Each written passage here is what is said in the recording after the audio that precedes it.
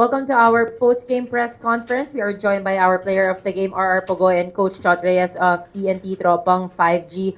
Gentlemen, congratulations. I'll start with you, Coach. Just like last game of the elimination round, you faced Magnolia. It was a grinded out game. But what was the difference maker in this game that's contributed significantly to winning?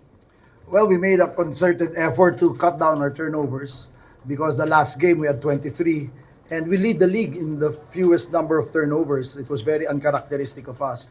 Credit to Magnolia's defense. They're very physical, they're very long and athletic. The players they got, Xavier Lucero and Will Navarro and Jerome Lacimosa have really added to their athleticism. So it forced us to a lot of turnovers, and that was the number one thing that we talked about, our ability to just get good shots. We didn't shoot well today, but at least we were shooting and we were not turning the ball over. But we still had, for me, too many, 18. But at least we cut that down. It was already 12 in the first half. We cut that in half in the second half, and that's what fueled our comeback. Thank you, Coach. RR, napag-usapan natin kanina how last game you only had 10 attempts. And today, ikaw yung bumuhay talaga sa team mo. Share mo naman sa amin yung nag-iba or yung adjustment when it comes to your mindset and an approach in this game, knowing na backs against the wall na kayo. First of all, nagpapasalamat ako sa Panginoon sa panalo. Ano lang talaga, yung mindset ko lang coming to this game is ayaw ko lang magpatalo, ayaw ko magbakasyon. Yun. Tapos, yun nga, binabasa namin yung defense ng Magnolia kasi last time nga, ang dami naming turnover siguro, yun yung turning point. We now open the floor to questions from the media. Coach, second quarter, may technical cup, then you take the chair. At that point, Coach, pwede kayong kurot ba wala na yung composure nyo, but you guys slowly nakahabol kayo? Sometimes you have to do those things to fire up not only the players, but to really let the officials also know how displeased we were with several non-calls. But I've been around long enough to know not to lose my composure. Sa tagal ko ba naman dito, nagkakahig na ako dito sa PBA. I know that I can have outbursts of emotion like that, but what I've learned over the years is to coach through that and to make sure that my thinking and my thought process is still very clear. So I just wanted to really make a point at that point, at that moment in the second quarter.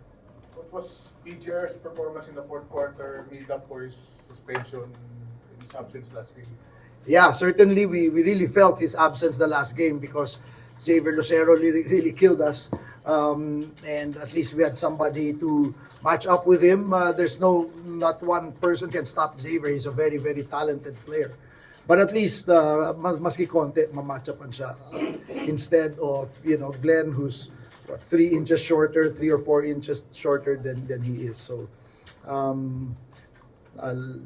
we told Brandon just to make sure to be a presence and whatever we get out of him offensively, that's a big bonus.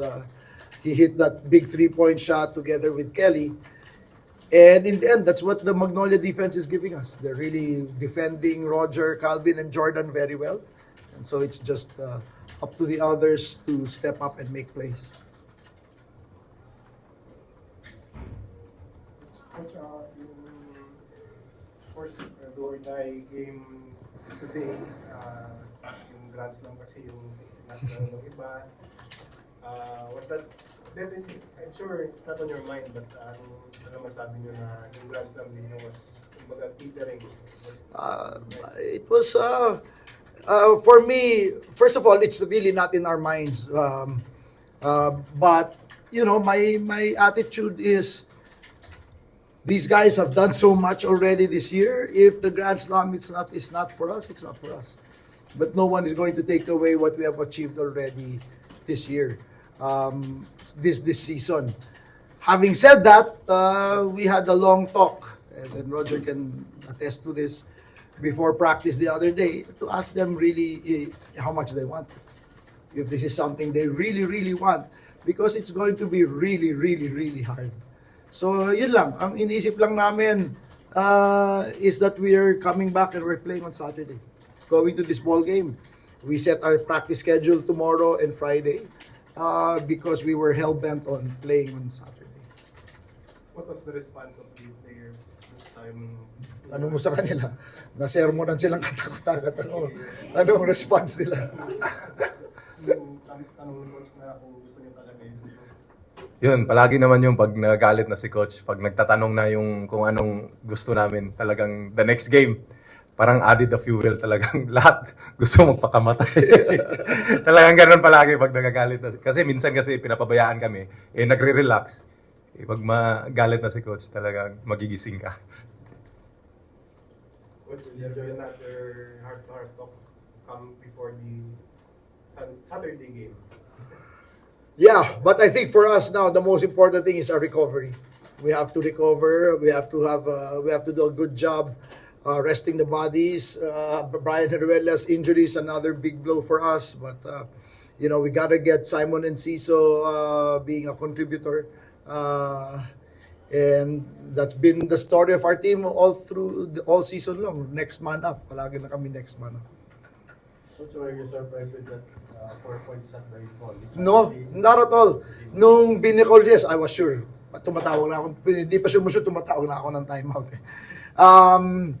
Because the screeners man, medyo na late ng konti kasi layo. So I think that was Kelly. Hindi niya kalaing ipupukol. Ako, alam ko na. Pag bitaw pa lang, tumatawag na ako ng timeout. I am not surprised at all. Mas na-surprise ka pa dun sa 3 points ni BG at ni Kerry? Ano mong ganyanan? Kasi, ano naman klaseng comment yan?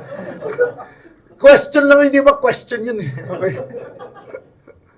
But Jason was there, parang lucky charm niya yata siya every time na nanonood.